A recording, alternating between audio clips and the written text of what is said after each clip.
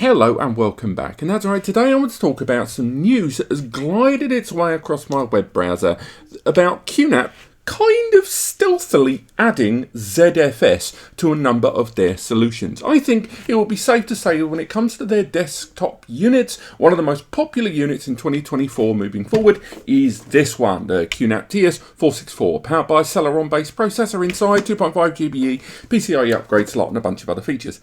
And up until recently, it only supported QuTS, that is the ext4 version of QNAP's operating system. And now they're adding ZFS. They are adding QuTS, that is their ZFS-based operating system. Currently, at least up until now, only available on some of their more prosumer and businessy class units. Indeed, the lowest bar of entry to get access to that was buying one of their £1,000 NAS devices, like the 73A series. And this device, which is regularly on sale, knocking around again about between 500 and 600 nicker, is now going to have ZFS on there. It isn't just this one either. The 64 series is going to feature ZFS there. And again, it looks like it's going to be a gradual staged rollout across devices. The earliest device that's going to receive it is the TS-453E. There is a 2-bay variant of that model as well as the 64U series as well. And it looks like this is something that's going to gradually roll out across a lot of their ranges. Now, there's no mention of backdating that to the previous generation, like the 53D series, and there's no mention of which features are going to be integrated, but I have been able to open up a few questions with QNAP here in the UK and ask them a little more about it. So, first and foremost, what is going to be included? Well, that is going to be dependent on your system. When QuTS 5.2.2 officially rolls out for this device, that is when this option is going to be added during the initialization. You are not going to be able to just add ZFS to your existing system.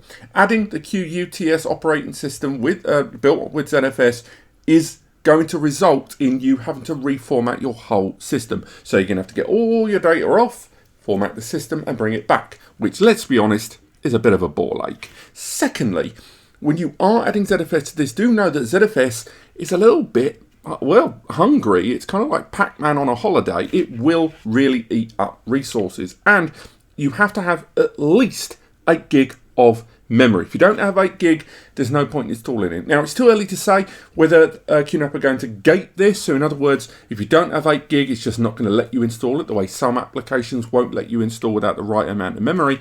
But with 8 gig, you can take advantage of QuTS, remove the volume layer effectively, right directly onto the pool. Then you've got some of the advantages that are built into ZFS caching there, and some of the inline stuff. Now, I say inline is really, really important here, because if you want to take advantage of some of the more advanced inline features like inline deduplication, you're going to need 16 gig of memory, which means you are going to need to scale up that memory significantly to take advantage of the full length and breadth of ZFS features that are built into QuTS. Remember, there's no additional charge, it's just to become available to users. Now, the next thing to keep in mind harks back to some manufacturing choices that were forced upon the hands and heads of the majority of NAS brands way back in 2021 and 2022, and that is to do with fixed memory.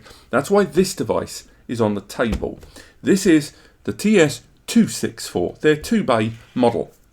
And this system may well add ZFS down the line, but there was no mention of it on the official pages. And I think a big part of that is this system has fixed memory. Originally, it was going to roll out with the same flexible 4 to 16 memory that the previous unit did, but it started arriving with fixed memory on board. Some devices with 8 gig of fixed and some of them with flexible memory. Indeed, if you're watching this, do double check whether your system has memory modules on the inside, or if it doesn't, it means you've got fixed memory, which means you can't upgrade it.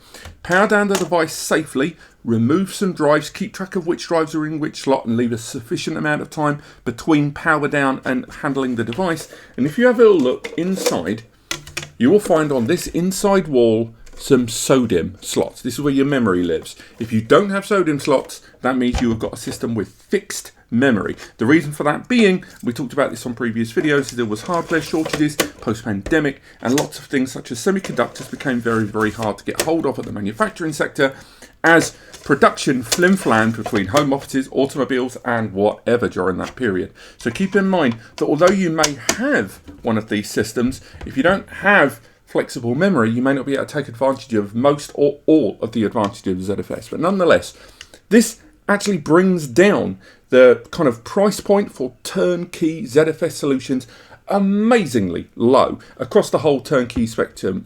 Now, there's going to be some of you out there going, well, just install TrueNAS, it's got ZFS on it, it's free. And it's true, it is free. But keep in mind that it's not a turnkey solution. You're going to have to maintain it. You won't have a lot of the apps and services that are built into QuTS's platform, the mobile app, the desktop apps, the online relay services, that sort of stuff. This presents the easiest and lowest price point now to access the features of ZFS in a turnkey NAS solution. But again, keep in mind, with these systems, they're running on Celeron. This is running on an N5105 or an N5095A, and the TS-453E runs on a Celeron J4162. I'm cool and available at short notice at parties. So you have to keep your expectations for how this is going to run relative. You can definitely run TrueNAS on a Celeron. I've done it multiple times in custom DIY NAS videos here on the channel. But it's not going to match any kind of Intel Core or an embedded Ryzen at the top end there, so do keep that in mind. But what do you guys think? Are you an existing QNAP NAS owner? Are you going to go down the road of formatting your system so you can take hold of the ZFS update on your NAS? Or does this not really sound like something you want to get behind after already using the ext4 QTS for a while? Let me know in the description, in the comments below, where there is also a link to an article in the description. Thank you so much for watching, and I'll see you next time.